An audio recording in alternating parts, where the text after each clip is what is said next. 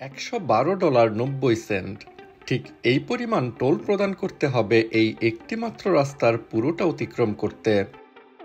এতটা ব্যয় সাপেক্ষ রাস্তাটি গোটা পৃথিবীরই সবচেয়ে ব্যয়বহুল টোল সড়ক, অবস্থান যুক্তরাষ্ট্রের পেনসিলভানিয়া অঙ্গরাজ্যে। পেনসিলভানিয়া অঙ্গরাজ্যের দুই গুরুত্বপূর্ণ শহর ফিলাডেলফিয়া ও পিটসবার্গকে সংযোগকারী এই সড়কের নাম ইন্টারস্টেট 76, যার ব্যাপ্তি পেনসিলভানিয়া ছাড়িয়ে পূর্ব দিকে নিউ জার্সি ও পশ্চিম দিকে ওহাইও পর্যন্ত।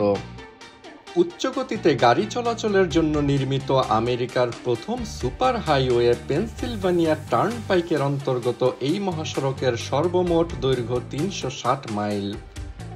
28 সেন্ট প্রতি মাইল হারে এই বিশাল দূরত্ব অতিক্রম করতে টোলের পরিমাণ 3 অঙ্ক ছাড়িয়ে যায়।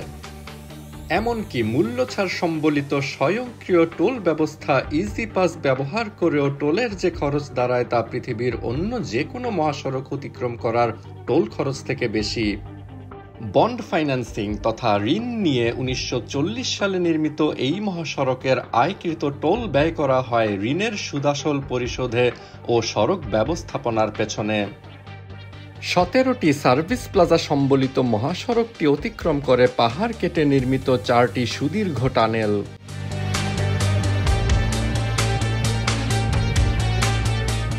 মহাসড়ক নির্মাণ ও ব্যবস্থাপনার কঠোর নিয়মকানুনের কারণে আমেরিকার সড়ক ব্যবস্থাপনার খরচ পৃথিবীর যে কোনো দেশ থেকে অনেকটাই বেশি।